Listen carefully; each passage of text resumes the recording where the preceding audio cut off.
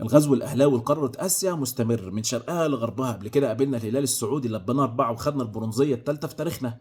سمعنا خزعبلات لكن قابلنا اتحاد جدة في أرض وسط جمهوره، فريق متدلع ومطعم من نجوم السعوديين، لكن كانت صدمة للمرة الثانية للكرة السعودية وجدة نامت حزينة. امبارح الأهلي بقى بيحقق البرونزية الرابعة في تاريخه على بطل آسيا. ففرق سنين ضوئية بين الأهلي المصري وكل الأندية اللي موجودة في أفريقيا وآسيا. الاهلي امبارح كان يستحق الميداليه البرونزيه، قدمنا البطوله للمره الثانيه باداء فني وتكتيكي اروع ما يكون، وجيل ذهبي للاهلي بيحقق البرونزيه الثالثه. كولر كان يستحق ان هو يتواجد مع بيتسو موسيماني، كان يستحق يتواجد مع مانويل جوزيه في تحقيق الميداليه البرونزيه في كاس العالم للانديه، ودي اعلى ميداليه حققها الاهلي. لكن مؤكد جدا جمهور الاهلي فتره من الفترات او النسخ اللي حقق فيها البرونزيه كان يستحق مركز اعلى من كده. لكن دايما كرة القدم يعني بتكون ظالمة. آه، مؤكد في لعيبه الواحد مبسوط لها جدا امبارح، واحد زي ياسر ابراهيم ان هو يجيب الهدف في اول 4 دقائق من المباراه امبارح. مدافع ياسر ده مدافع عظيم، مدافع كبير. لو تبص لتاريخه او سيرته مع مدربين الاهلي من ايام كولر كان احتياطي او بره التشكيله خالص، اشتغل على نفسه بقى مدافع اساسي. مع بيتسو موسيماني نفس الامر، ومع كولر كرر نفس الامر. واحد زي ايمن اشرف يعني قعد سنه كامله ما قدرش ان هو ياخد على فرصه، لكن يعني ما قدرش ان هو يعمل تجربه ياسر ابراهيم. امبارح احمد نبيل كوكا، وان كولر يفضل معتمد عليه المباراه الثانيه في مباراه اوراوا ريدز امبارح. لعيب ان هو يقول لك ان هو ناضج كرويا، سنه 20 سنه، ودي احنا ما بتحصلش عندنا في الدوري المصري. لعيب يكون عمره 20 سنه وان هو يقدم الاداء ده، وان هو يكون في الملعب راجل وتحس ان هو عنده نضوج كامل في الكوره. فده بيكون فعلا تغير في العقليه، ومعاك مدرب بيقدر ان هو يعطيه الدفعه المعنويه.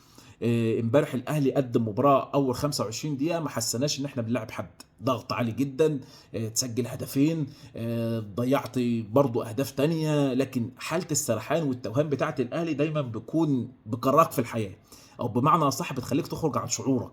اتعادلوا معانا لكن شخصيه الاهلي بقت قويه جدا، او بمعنى اصح عندنا عزيمه واراده قويه جدا.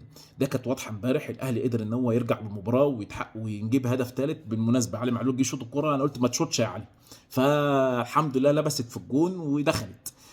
ضيع ضربة جزاء، فكانت صعبة جدا ان احنا نحسم المباراة. فضلنا لحد الدقيقة الأخيرة، لكن الهدف الرابع كان روعة من علي معلول. فكرنا طبعا بابو تريكة في اوكلاند سيتي، و اهداف الجميله في كاس العالم من ضربات ثابته لابو تريكه كانت ممتعه جدا، وهدف اختير من افضل 3 اهداف في كاس العالم للانديه. فالاهلي امبارح يستحق البرونزيه. الاهلي امتعنا بالنسخه ديت.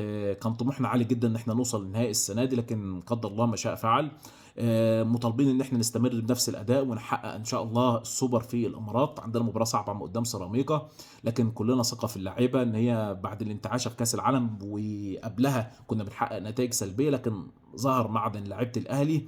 ونتمنى ان شاء الله نستفيد من فتره انتقالات يناير، بتتكلم في حوالي 7 ايام وتبتدي. عايزين فيها تدعيمات قويه جدا، مهاجم بحيث ان انت تفضل محافظ تفوقك، لان احنا جينا في مباراه فلومينسي كنا محتاجين مهاجم. لو كان معانا مهاجم كان وضعنا اختلف تماما، او بمعنى اصح كنا ممكن نكون موجودين قدام مانشستر سيتي. لكن زي ما بنقول طموحنا عالي جدا السنه دي نحقق بطوله افريقيا. احنا شايفين الوداد خلاص على مقربه من التوديع، فرق تانية كبيره جدا هتودع. فنتمنى ان شاء الله نستغل الفرصه ديت ونكون موجودين في النهائي وبنحقق البطوله ديت. نتمنى التوفيق لكرة الفترة الجاية. كان بيذاكر كويس جدا في كأس العالم للأندية. قدرنا ان احنا نشوف احمد نبيل كوكا، نشوف اكرم توفيق في نص الملعب، كانوا عاملين بطولة عالية جدا. كولر كان محضر سيناريوهات لكل مباراة مختلفة عن التانية. فده شخصية مدرب. ما توفرش مدرب للأهلي من ايام مانو جوزيه بالطريقة ديت، ان هو يقدم لك كورة ممتعة جدا، نتيجة وأداء. فده حاجه تحسب لكولر، ولابد ان احنا نحافظ عليه بان احنا نوفر له الادوات اللي هي هتساعده في النجاح. نتمنى من اداره الاهلي ان نكون زي ما هي اكيد حسن نيه ان هي تجيب مهاجم، لكن الاختيار شويه سيء. فنتمنى ان شاء الله ان هم يصححوا الوضع ده في يناير وما نستناش على موديست كتير.